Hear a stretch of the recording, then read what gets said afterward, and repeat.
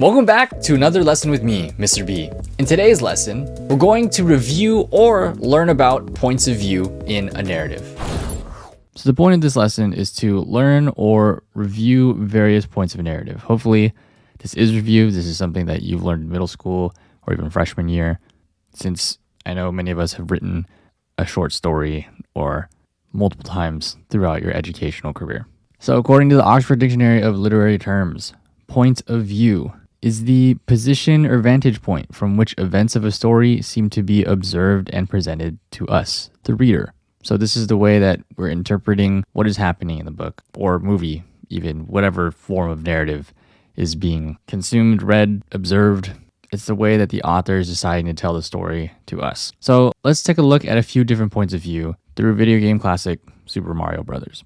Now, this is not an actual image from the game. This is just someone, an artist who decided to get Mario's perspective on the way that he sees things when you're just side scrolling, through the TV. When we look at the image, we're only getting some of the perspective of the character, right? We're getting that kind of view from his eyes. So why? Because we aren't getting the character himself, as we usually see if you've played Super Mario Brothers or any side scrolling game, you usually see him, hopping along. And we aren't getting the character's thinking here, especially because classic Super Mario games were just jumping and running. There was no inner psyche of the character himself. This is known as first-person view, which is restricted to his or her partial knowledge and experience. Therefore, it doesn't really give us access to the character's thoughts and what's going on with the character himself. In the sense of reading or watching a movie or even playing a video game, if any of you play FPS games or just any adventure games, and you have a view like this, it's kind of you are the person. You're the one that's getting this first glance of what the character is seeing, rather than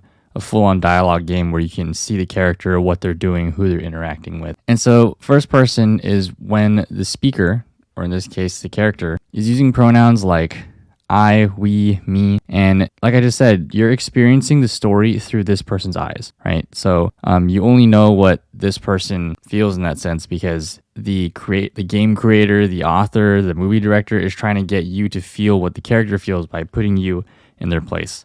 Almost kind of like the direction that VR is taking us in video games, right? You are getting first-hand experience because you're the person in this metaphorical driver's seat that is Super Mario running through this map. So let's take the same game and look from the TV or screen view. Now we're getting a different view of the player. We can address what's actually going on. Now we can actually see, in this case, Mario probably grabbed a mushroom and now he is super huge and now he can destroy everything. So this view is known as second person. This is when the narrator is able to address the reader or the speaker using pronouns like you, your, and yours. So now we're able to actually call things out as we see it because we're not in that front seat of Mario breaking that pipe or crushing the Goomba, but we are the player that's taking a seat back and you can see what's going on and make decisions like, oh, look, Luigi is grabbing a mushroom, or look, that bullet bill is flying that way, or whatever else. Now, if we zoom out even more, now we have like a bird's eye view of the map. So this isn't an official map of a Super N64 game. It's just an artist that took that same map and put it into the shape of our continents. But we can see everything that's happening or supposedly happening throughout this map, right? This perspective has a few names, but it's often known as third person. This is when the narrator may be omniscient and therefore show an unrestricted knowledge of the story's events from outside or above them. So this is when you can essentially see everything. You know everything that's happening. You can jump to a different part of the story. If any of you have watched the new Marvel series What If on Disney Plus, you can think of third person, and specifically third person omniscient, as the watcher, a godlike narrator that knows and sees everything, right? In What If, the watcher is literally narrating everything and telling us, well, what if this happened instead of this? And no spoilers, but like the first episode, right? He's like, what if this didn't happen to Captain America and this happened instead? And so this third person, and specifically the word omniscient, means that this character can move from one character's mind to another.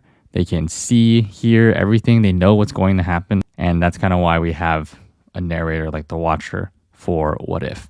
But third person isn't limited to this kind of overview, this overlord of the world, right? They can also confine our knowledge of events to whatever is being observed by a single character or a small group of characters. And this is known as a limited point of view. So in the same way that we can see everything that's happening, they can also just zoom in and be like, oh, you know what? if we're going to look at just what's going on in map number 6, let's only talk about that. And then that's when you have kind of this limited point of view. So in third person, this is when the narrator who sees everything that's going on, they can refer to any of these characters as he, she, it, they, his, hers, its, theirs. This person may actually even be in the story. And in this case, yes, the watcher oftentimes is in episodes just narrating. As we see, like they'll just put him floating in the side if you watch any of the episodes. And in order for the episode to take place, the watcher is telling us what's going on. Thus, this person may be in the story. So of course, there are various points of view. We only touched on a few of them, first, second, and third person specifically, because those are the ones that we're going to be mostly thinking about as we go through these short stories. And in third person, we learned about there's a limited point of view or an omniscient point of view. There's also other things like innocent eye or the naive narrator. There's stream of consciousness that we get into with characters, but that's some other level of writing that we're not going to get into for this unit. So let's pause here and take a moment to reflect.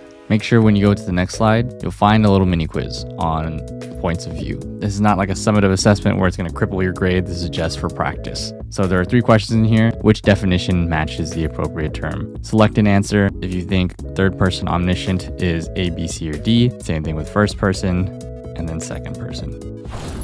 Make sure to finish the quiz before you move on. If you have any questions, let me know. And I'll see you in the next one. Peace.